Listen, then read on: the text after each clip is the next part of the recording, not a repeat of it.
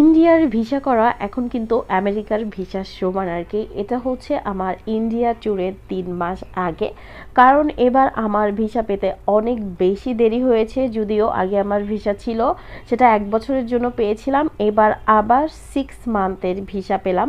But এটা single entry ছিল না, এটা ছিল হচ্ছে মাল্টিপাল এন্ট্রি আর কি, এরকম কিছু।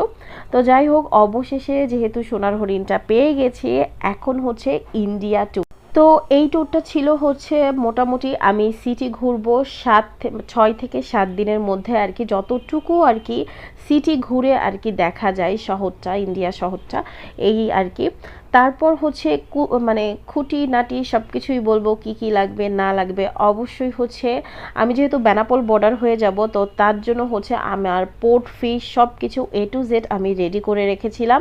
তো যেই ভাবা সেই কাজ। আর অবশ্যই বেনাপোল বর্ডার দিয়ে যারা যাবেন, অবশ্যই 50 টাকার একটা ফি লাগে, ওটা আগে থেকে দিবেন, তাহলে লাইনে দাঁড়ানো লাগবে না, ইজিলি যেতে পারবেন। আমি যেদিন গিয়েছিলাম ওই দিন মাত্র 15 জনের লাইন ছিল, আমি দুপুর 2টার দিকে আর কি বর্ডারটা ক্রস করেছিলাম।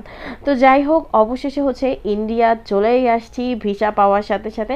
তো এই ট্যুরে থাকবে আমার টুকিটাকি অনেকগুলো টিপস। আমরা যেহেতু 7 দিনের জন্য আর কি ট্যুরে এসেছি, তো এর জন্য হচ্ছে খুঁটিনাটি অনেক মেডিসিনই আমি নিয়েছিলাম, নর্মাল মেডিসিন, যেহেতু নতুন জায়গা ঘুরতে যাচ্ছি। তো আর এটা হচ্ছে ইন্ডিয়ান মেট্রো। তো ইন্ডিয়ান মেট্রোটা আমার কাছে লেগেছে আমাদের বাংলাদেশের মেট্রোটা অনেক বেশি ভালো, অনেক বেশি পরিষ্কার, অনেক বেশি সিকিউরিটি ইন্ডিয়ান মেট্রো থেকে।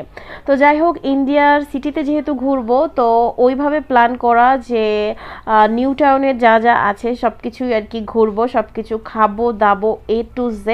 আর ভিক্টোরিয়া মেমোরিয়াল নিয়ে কিছু কথা বলার আছে, কিছু টিপসও দেওয়ার আছে। এই ভিডিওগুলো আমার কলকাতা ব্লগের স্টেপ বাই স্টেপ আমি ভিডিওগুলো এডিট করে আর কি আপলোড করার চেষ্টা করব।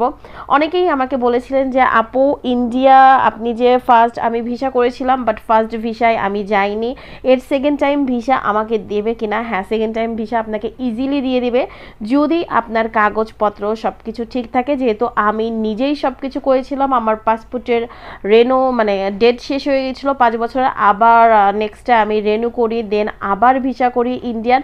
তো সব কিছু মিলে মোটামুটি আমার ইন্ডিয়া সিটি ঘোরাটা আলহামদুলিল্লাহ অনেকটাই ভালো লেগেছিল। বাট কিছু কিছু ব্যাড এক্সপিরিয়েন্সটা একদমই আমার থেকে ছিল। তার কারণ হচ্ছে আমি অনেক জায়গায় গিয়েছিলাম, ভেবেছিলাম এই জিনিসটা আমি পরবর্তী টাইমে কিনবো, বাট ওই জিনিসটা আর পরবর্তী টাইমে আমি আর সময় পাই নাই।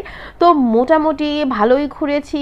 কস্ট কেমন কি লাগলো সেটা নেক্সট ভিডিওতে দেব। আর হ্যাঁ, আমি কিন্তু বেশ কিছু শপিংও করেছিলাম। তো এটা হচ্ছে হাওড়া ব্রিজ। তো এটা হচ্ছে আমার ইন্ডিয়ান ফার্স্ট ব্লগ, মোটামুটি পাসপোর্ট ভিসা নিয়ে আর কি আপনাদের সাথে কথা বললাম। আর অবশ্যই এখন কিন্তু কোনো জায়গায় কিন্তু ঘুষ চলছে না।